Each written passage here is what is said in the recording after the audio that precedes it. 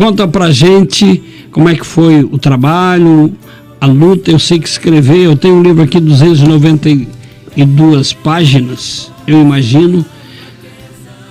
Quantas páginas deu a história da Assembleia de Deus e o título do livro? Pastor Vânio, primeiramente um prazer poder estar aqui no programa, né, Comunidade Alerta, parabenizar pelos, o programa número 500, né? 500. Deus abençoe, né? E estar aqui com o Edmilson no estúdio da rádio, é um prazer estar com cada ouvinte. Quem acompanha pelo canal do YouTube é telespectador também. Então, Pastor Vânio, nós temos esse trabalho que foi o trabalho de em torno de 1 ano e meio, mas é preciso dizer, Pastor Vânio, que a base do nosso trabalho são as literaturas que já existiam. Nós temos 3 livros do Gesiel Gonçalves, que é historiador nosso aqui da Assembleia de Deus de Criciúma. Então as primeiras décadas da igreja, a gente conseguiu assim se basear e trabalhar de uma maneira muito segura e muito rápida, por assim dizer, nesse tocante às primeiras décadas, que é o maior desafio, porque é mais longe, né, em termos de tempo, por conta desse material do Gesiel. E o Gesiel, ele teve mais de 10 anos, né, de entrevista e pesquisa ao longo do tempo, escrevendo o material dele, né? Então nós fizemos uma equipe, Pastor Vânio. Nessa equipe nós temos aí a chamada comissão organizadora, né? Que são vários irmãos da nossa ADC e nós temos, além da comissão organizadora, nós formamos então uma equipe em cada setor. De maneira que em torno de 150 pessoas estiveram envolvidas na pesquisa. São 14 setores? 16 setores, 16 setores. Mais a sede. Então, nós estamos falando aí de aproximadamente 150 pesquisadores, e claro, daí traziam o material para a gente, né, para mim, e eu então fui um organizador, né, uma filtragem, e a gente escreveu, mas nós temos ali que escreveram diretamente falando, nós temos o próprio Gesiel Gonçalves, que escreveu um pouco também, a Kelly, né, a professora Kelly, o pastor Eliseu de Souza, né? Nós temos também um historiador de Joinville, o Mário Sérgio Santana, da Assembleia de Deus de Joinville lá, presbítero Mário Sérgio também cooperou, o pastor Rodinei, que também me ajudou na questão da escrita e da elaboração dos textos. E a gente também, e a irmã Isabel Amorim, que também conhece muito da história, que é bisneta da irmã Vitalina, que é a primeira a chegar aqui em Criciúma, né? Ela e a Maria do Carmo, a filha, são as duas primeiras a chegar efetivamente aqui em Criciúma. Quantas páginas? Pastor, nós chegamos a 370 páginas, contudo, quando, tecnicamente falando, a gente vai para a diagramação, Edmilson, lá e dá uma reorganizada no espaço, então a previsão é chegar a 330 páginas, pastor. 330 páginas, bom livro, hein? Ele vai ser um livro de capa dura, todo colorido, né? E, claro, o nosso objetivo não é vender, porque a igreja é filantrópica, não tem fins lucrativos, mas a gente está colocando o preço de impressão, né? É R$29,99, né? R$30 aí arredondando é o valor de impressão, pastor Vânio. Nesse sentido, claro que não está, nesse valor, não está incluso o custo de produção, né? Uhum. Quer dizer, não está incluso, tá incluso o custo gráfico. Perfeito, gráfico de impressão. E não o outro... O custo de produção. Produção, como a diagramação. Exatamente. Editorização, perfeito. E o trabalho de todos os envolvidos, né? Nós tivemos muitas entrevistas aqui em Criciúma, principalmente fora de Criciúma, né? Foi em torno de 80 entrevistas, né? Com pioneiros ou desbravadores, com também familiares de desbravadores, porque aquela primeira geração, o senhor sabe que já está com Cristo, né? Com certeza. Então, a gente conversou muito com esse pessoal, sabe? Você falou em décadas, a primeira década que surgiu o evangelho em Criciúma, qual foi? Foi 30? A década de 30, pastor. Contudo, duas ponderações nesse sentido. Nós temos lá, na década de 30, em meados da década de 30, uma situação que militares evangélicos vieram para Tubarão, e ali eles que começaram a ganhar as primeiras almas para Jesus ali em Tubarão. Em Tubarão. E começaram a igreja em Tubarão. Eles começaram. E teve um militar chamado Moacir que veio a Criciúma.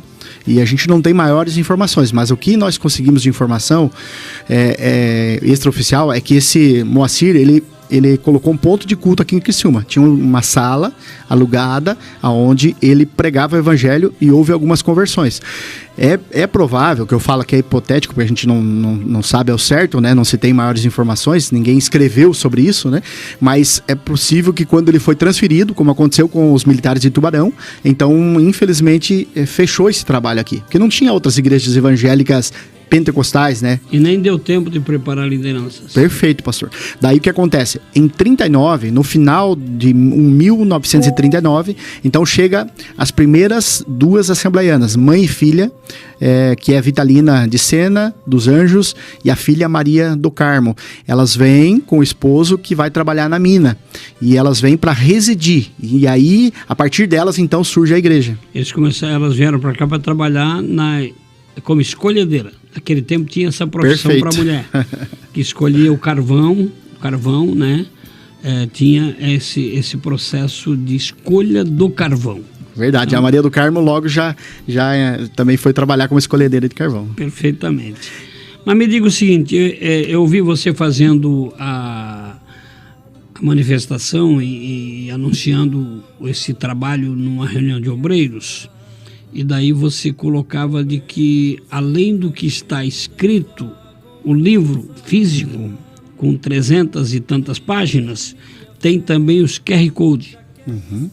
QR Code onde as pessoas vão descobrir outras informações. É isso? Perfeito, pastor. Bem lembrado, o que acontece? Nós falamos de possivelmente em torno de 330 páginas. E o livro é um pouquinho maior, o formato dele é um pouquinho maior do que os livros convencionais. Ele tem 15 por 23, esse livro. 15 de largura por 23 centímetros de altura, né? Mais ou menos isso aqui. Exatamente. O tradicional. É o tradicional, 15 né? por 23. E aí, então, ele vai ter 330 páginas, diretamente falando de conteúdo. Vai ser mais grosso que isso aqui, ó. E aí, pastor, ele tem em torno de 150 QR Codes ao longo de cada capítulo, ou ao longo de todos os capítulos. Somando tudo, em torno de 150 QR Codes. Aí a pessoa coloca a câmera do celular ali, abre o QR Code, e se for somar tudo que está nos QR Codes, chega a mais de 3.000 páginas.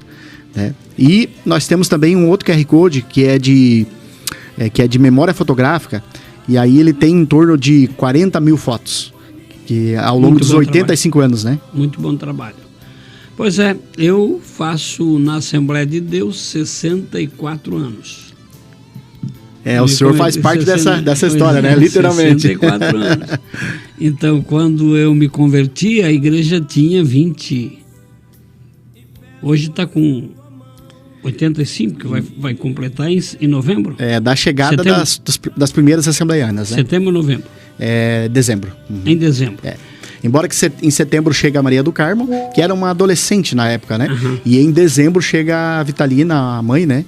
Em dezembro, porque daí o pai se firma na mina, e aí a Vitalina, né? A esposa vem com os demais irmãos da Maria do Carmo. Eles vieram de Ibituba. Perfeito, Ibituba.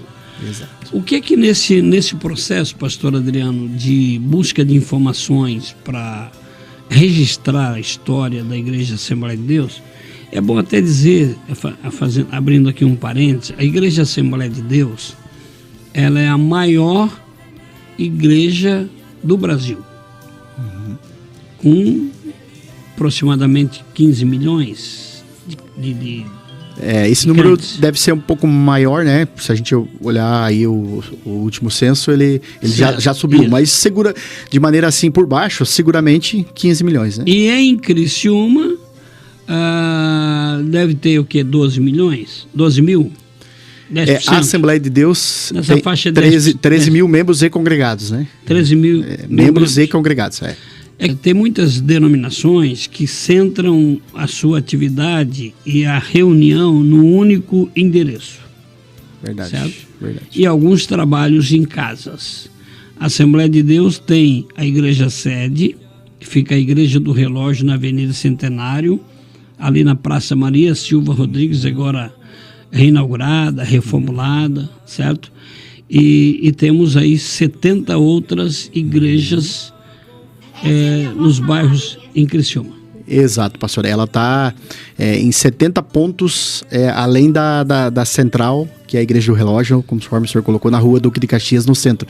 Então, ela está lá junto com o povo, né? Independente da classe social ou de qualquer outra situação, ela está em 70 locais diferentes, né? Você, como vice-presidente, poderia nos informar quantos prédios próprios desses 70 nós temos? Sim, pastor, hoje nós temos apenas 2 alugados, né? Que é justamente o HG, e que é ali no setor da 4ª linha, setor 11, e o Jardim Esteves no setor 15, que é do Morro Estevão ali, né? Esses 2 alugados, o restante são próprios, né? Mas o HG já tem terreno para construir. Perfeito. Parcelamos ali, né, 2 terrenos, justamente, e se Deus permitir, em pouco tempo, o pastor Roberto, né, e a igreja quer construir lá no HG e fazer uma linda igreja para servir a comunidade lá. Nesse contexto, eu lembro que nos anos 70, eu como auxiliar, nós conseguíamos reunir 50, 60 líderes, certo? Uhum. Hoje, quantos líderes auxiliares, diáconos, presbíteros, evangelistas e pastores, sem contar com as lideranças femininas, que aí seria a professora de escola dominical, círculo de oração, o ministério da igreja de obreiros, desde auxiliar até pastor. Hoje nós temos, ultrapassa 1.000? Sim, pastor, nós temos em torno de 1.350. 1.350. Se colocar as mulheres líderes, ultrapassa 2.000.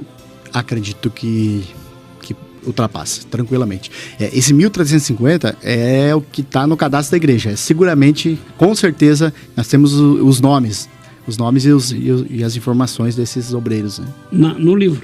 No livro, não. No livro, não. Ah. Mas temos a informação que eu digo, né? A ser... Pastor Sebem, às 18 horas e 45 minutos, nessa busca de informações, apareceu muitos milagres. Aconteceu isso com... Eu conversava com o pastor José do Banco.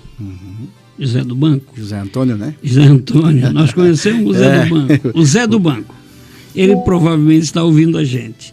E aí ele me contou uma história ali na região de Uruçanga, de que num dos bairros que nasceu, onde tinha uma mina, porque aqui na região carbonífera, onde meu pai foi mineiro, e onde tinha uma mina, tinha uma igreja.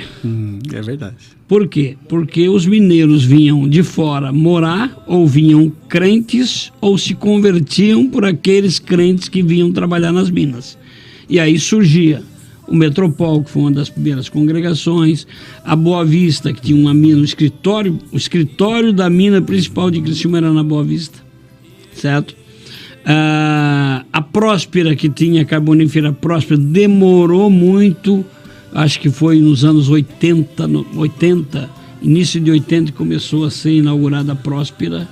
Mas ali, final da década de 60, já tínhamos o ponto de culto fixo ali já, né? Só que o templo, claro, foi um pouco mais tarde. Então, o que é que te chamou a atenção, com um milagre que tenha te chamado a atenção? Eu estou chamando o José do Banco aqui, porque ele disse: eu tinha 9 anos, e lá no Rio América, 2 professoras eram crentes e os cultos eram realizados na escola. E aí um grupo de 50 homens, que tinha a vila da mina, né?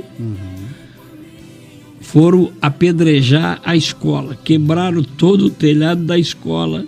A polícia teve que vir para intervir, para não deixar eles bater nos irmãos naquela oportunidade. O que te chamou a atenção, você que acompanhou todo o processo até chegar a esse final? Pastor Vandil, lá no capítulo 4, quando a gente fecha a história um ciclo ali do livro, que é sobre a história da igreja. A gente tem a última parte do capítulo vai tratar sobre perseguições e hostilidades, que é justamente sobre isso. Eu acredito que é um dos pontos principais. Hoje, claro, o que foi duro de sofrer é doce de recordar, porque a gente percebe a graça de Deus trabalhando, sabe? Mas eu digo para o senhor que eu, por vezes, lendo, pesquisando e ouvindo os testemunhos, eu chorei. Chorei porque hoje a gente vê e entra num templo pronto, a gente vê a credibilidade que a igreja tem, mas esse terreno, essa circunstância que é tão bem pavimentada hoje, ela custou choro, custou perseguição, custou um preço muito caro. Eu não falo preço para a salvação, porque Jesus pagou e é suficiente, mas resumindo, pastor Vânio, é tocante. Então, nós temos ali casos que me tocaram, que situações de pessoas que nos cultos ao ar livre, que muito se fez e ainda se faz, mas as pessoas que vinham para atacar os irmãos com facão, com faca, os irmãos clamavam o sangue de Jesus, os agressores paravam e tremiam, ficavam com a mão inerte, sem poder ter ação, né? Na graça do Espírito Santo que parou o ataque deles. Nós temos casos, por exemplo, em Garajuva, aqui em Maracajá, a igreja que foi incendiada ali, que na época pertencia a Criciúma aqui, pastor. E uma das irmãs ali que congregava e era vizinha da igreja, ela foi apagar o fogo. E quando ela foi apagar o fogo, ela foi batizada com o Espírito Santo. E aí os agressores que estavam ali assistindo a igreja pegar fogo, né, a igrejinha de madeira, eles ficaram apavorados quando vendo ela apagar o fogo. E aí se cumpre o que diz o escritor aos Hebreus, né, sobre a força do fogo, né. Mas me chamou a atenção também que um artigo que, por exemplo, o dinamite, que era muito comum na época das minas. Sim. Várias vezes agressores que anos depois de perseguirem a igreja se convertem, eles testemunharam: olha, a gente acendeu dinamite embaixo da igreja, embaixo da casa de culto, embaixo daquele ponto e não explodiu. E outros casos, pastor, eles testemunham que iam à noite, depois do culto, a cavalo ou a pé mesmo, para uma emboscada, ferir os irmãos e fazer coisa ruim. Quando eles chegam ali, eles verem clarões e eles fugiram, né? Em outros casos, os agressores viram anjos, literalmente anjos, que deram livramento aos nossos irmãos. Então a nossa história, ela é fantástica, é a intervenção de Deus, é uma história escrita por Deus. Esse é o nosso tema, ADC 85 anos, uma história escrita por Deus. Me diga o seguinte, como é que as pessoas vão ter acesso a isso, a esse produto maravilhoso que você está? Eu estou aqui babando aqui, já quero ler, quero ver com as fotos coloridas, é isso, né? É isso mesmo, pastor. Colorido, todo, né? Colorido, exatamente, todo colorido. Muito bem, nós estamos na fase de pré-venda, porque o livro ele vai sair a partir de, a gente está falando 1º de outubro, para ter uma margem de segurança. É provável que saia antes. Então, já pode garantir o seu, né? Então, a gente tem, em cada congregação, é só falar com o tesoureiro da igreja lá e então efetuar o pagamento, né? De R$30, e aí já garante o seu exemplar. A pessoa vai receber um recibinho, né? E aí depois só apresenta o recibo e retira o livro, né? Então já pode fazer isso. Também quem entrar no site da Livraria Shekinah, do evangelista Luiz Fabiano, pode entrar lá, que lá também está à disposição por R$30, né? Aí pode ir lá e pagar, que depois ele vai repassar para nós, vai ser também assim. E o Pix? O também? Pix também, pastor, os mesmos meios da igreja, os mesmos meios que o pessoal usa para dizimar, pode utilizar para isso. Tu tens? Tenho, é a nossa chave do CNPJ, isso é 83-669-945, 1000 invertido, que é aquele 0001-28. Vou repetir para os irmãos, 83-669-945, é o 1000 ao contrário, né? 28. Essa é a chave Pix. Também nas congregações pode ser pago na máquina de cartão, crédito ou débito, né? Ou no dinheiro, enfim, como ficar melhor para os irmãos. Isso para garantir, garantir o livro antecipadamente. Perfeito. Porque de repente pode o livro chegar e nem chegou. Exato. Porque já está na mão de todo mundo. Exato. Essa pré-venda é isso. Quem eu já quero garantir o meu. Então, aqueles irmãos que fizeram pagamento antecipado, pastor Vânio, eles já vão ter o seu exemplar garantido, né? Já vão ter o seu material garantido. 18h53, estamos indo para o final. Você falou de milagre aí. E a gente fica feliz. Pastor Adriano, nossa audiência que ouviu aí um livro cheio de milagres, tem necessidade de milagres na vida deles agora. Queria que o senhor orasse para que o impossível de Deus acontecesse na vida de cada um dos nossos ouvintes. Querido Deus, estamos diante do Senhor, aqui conversando sobre a realidade do nosso Brasil e também sobre esta obra que é o Senhor que tem feito. Nós apenas, e os teus filhos que fazem parte da história da Assembleia de Deus, apenas, Senhor, são coadjuvantes, porque a obra é tua. Nós apenas fomos, e quem prega, quem coopera, é cooperador seu. É o Senhor quem faz a obra. E o Senhor é o mesmo Deus. A tua palavra diz que o Senhor não muda. O Senhor é o mesmo ontem, hoje e é eternamente. Então nós cremos que o Senhor é aquele mesmo Deus que levantou a Assembleia de Deus, que tem levantado tantos homens e mulheres de Deus nos nossos dias. Age, Senhor, na saúde, na vida desta pessoa que confia em Ti, que está neste momento, Senhor, com o pensamento ligado em Ti. Nós cremos que Tu és poderoso, Senhor, porque o Senhor continua no trono e Tu és soberano acima de tudo e de todos. Por isso o Senhor não precisa olhar acima de si, pois Tu és soberano. Opera grandemente nesta vida, para a glória e honra do Teu nome. Amém e amém. O tempo se foi. Pastor Eliseu está ligado com a gente ali no YouTube, está lá em Florianópolis. O Moisés dos Santos, pastor Moisés, Deus abençoe. Está ali também a Ângela, a Caroline e o Daniel e a Thaís Silva Santos. Deus abençoe. Muito obrigado, pastor Adriano Sebem, pela vinda aqui trazer essas informações maravilhosas aos nossos ouvintes, ao programa Comunidade Alerta. Amém. Grande abraço a todos.